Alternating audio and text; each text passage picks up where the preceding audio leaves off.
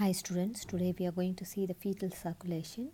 First we want to draw the right atrium, the chambers of the heart and the left atrium, and then the cushion, and here you have to draw the ventricle, right ventricle, and the interventricular septum, and then here you have to draw the left ventricle. So we have drawn all the structures. Now the outflow tracts we are supposed to draw. We'll draw the pulmonary trunk. Okay, I have drawn the pulmonary trunk. It should be connected to the lung, so I will draw the lung here. Okay, and the next one, arch of aorta, ascending aorta from the left ventricle. This is coming from the right ventricle, so this is coming from the left ventricle. I should draw the arch. Okay, so I have drawn the arch. Okay, arch should come down as I will go this way. Okay, arch should come down as which aorta? Descending aorta. So I have drawn the descending aorta here. Understand? So this is your pulmonary trunk, this is your ascending aorta, and this is your arch of aorta. And from the arch of aorta you have the three important branches, number 1, number 2, number 3. This is left subclavian, left common carotid, and this is called right brachiocephalic. Right brachiocephalic will be divided into two, that is right common carotid and then right subclavian. Okay, these are the branches of the and the next, this is the right atrium, right ventricle, left atrium, and the left ventricle. Now the important venous channels I will draw. Here you have the entry of the superior vena cava, and here I will draw the inferior vena cava. Okay, right, and here important foramen. Which foramen? Between the two septum, foramen ovale. Okay, so foramen ovale is here, and here also we'll be having the between the membranous part and the muscular part of the interventricular septum there is one opening. Okay, now we'll start the flow. Okay, from there impure blood will be coming from here, so impure blood I will use the blue color. Okay, from the superior vena cava, head and neck area. What is this? Superior vena cava. From the head and neck area the impure blood is coming down, so the blood will go down to the right ventricle. From the right ventricle it will enter into the pulmonary trunk. So from the pulmonary trunk it is going. So pulmonary trunk, it has to go to the lungs, but lungs are not functioning, so it cannot go here. So there is a connection existing between the pulmonary trunk and the arch of the aorta, that is called as ductus venosus. That is important duct called as ductus venosus existing between the pulmonary trunk and the arch. Understand? So this is called duct. Okay, there is a duct, so the blood will be shunted to this duct, through this duct into the aorta. So what happens? Aorta, it is coming down via the aorta. From here the descending aorta, we have to draw one thing. What happens in the descending aorta? From the descending aorta, here you will be having the important structure called placenta. Placenta is there in the fetus, right?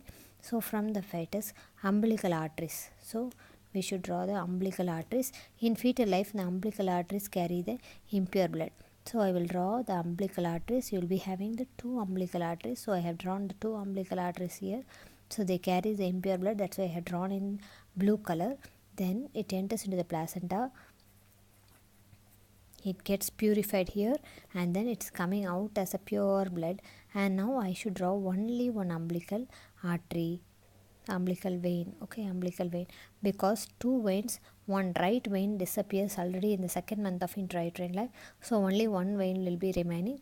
This is your umbilical vein. I have drawn this umbilical vein in the red color because it carries pure blood. Okay, because this gets purified, and then here it is coming. Now the important another one's organ, the liver comes here. Okay, your liver. So inside the liver, if you see, there is a duct, that is called as ductus venosus. What is the name of the duct? Ductus venosus. Through that the blood, from the umbilical vein, the blood will enter into the ductus venosus. Through the ductus venosus, it is connected with the vena cava. Okay, right. So the blood is entering into the vena cava straight. Okay, so which blood is entering? Pure blood. So I am giving the red color. So it is entering here. So can you see there is a valve? There is a valve in the inferior vena cava. Everybody knows what's the name of the valve? Eustachian valve. So this valve is guarding here. So the blood is flowing straight into the ovale. And towards which atrium? Left atrium. After it enters into the left atrium, it is coming down. Through which ventricle? It is coming to the left ventricle. So from the left ventricle it enters into the arch of the aorta. So arch of the aorta. So pure blood is going here. So arch of the aorta, it is going up and it is getting distributed to all over the body. So it carotid, everywhere it is going up. Then already I have told this impure blood comes via the pulmonary trunk. It has been shunted and it is entering into the through the ductus arteriosus. It is entering. So already pure blood is coming over here, and through this impure blood is also coming over here. So the pure blood and impure blood, they join together and forms mixture of the blood. So I will put in a color, purple color. So this is mixture of both pure and impure blood. Understand? So it is coming down here through the descending aorta and then through the pulmonary umbilical arteries. So we will write here umbilical arteries, which carries the impure blood, and it comes to the placenta purified. Once purified blood through the umbilical artery, umbilical vein. Umbilical vein. See here, right vein. Through the umbilical vein, it enters into the through the ligamentum ductus venosus. What is this called? Ductus venosus. Ductus venosus. It enters into which vena cava? Inferior vena cava. So through that Eustachian valve, it shunts the blood. So this is how the circulation occurs. This is called fetal circulation. So what happens after that?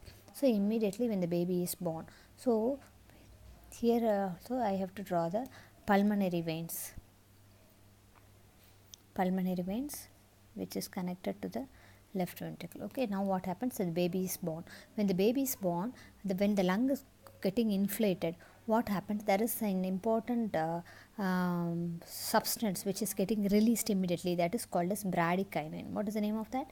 Bradykinin. Bradykinin. So what happens? This bradykinin causes contracture of all these unwanted ducts. So what happens? This duct gets obliterated. So if the duct is getting obliterated, what is the name? Already it is called as ligamentum arteriosum. Ductus arteriosus. Now it is getting obliterated after birth. So it is called as ligamentum arteriosum. And here also same thing, ductus venosus gets obliterated. Now it is called as ligamentum venosus. After that, when the lung is getting functioning, what happens? The substance got released. I said no, because of the release of the substance only all these things will become fibrosed. Now immediately functionally it closes. Functionally means immediately it closes.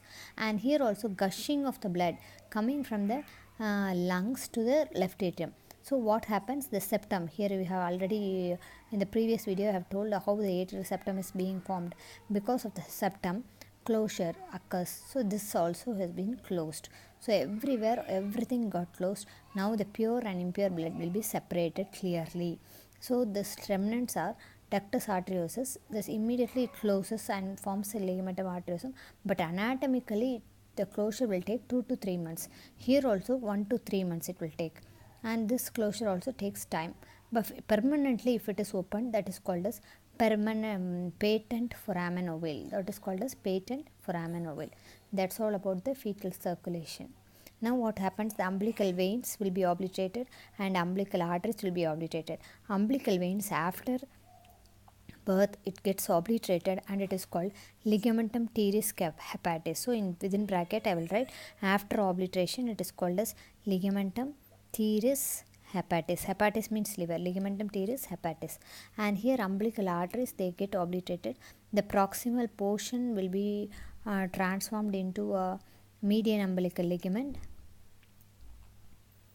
Proximal portion will be transformed into medial umbilical ligaments, and the distal portion will be transformed into superior vesical artery. Superior vesical means it supplies the blood. Superior vesical artery. So this umbilical arteries, 2 umbilical arteries will be transformed into like medial umbilical ligaments and superior vesical artery, and 1 umbilical vein, that is your left umbilical vein. Okay, that will be transformed into ligamentum teres hepatis. What happens to the right umbilical vein? Already it obliterates by the month of second month of intrauterine life, obliterated, so it's not seen here. That's all about the fetal circulation video. Bye.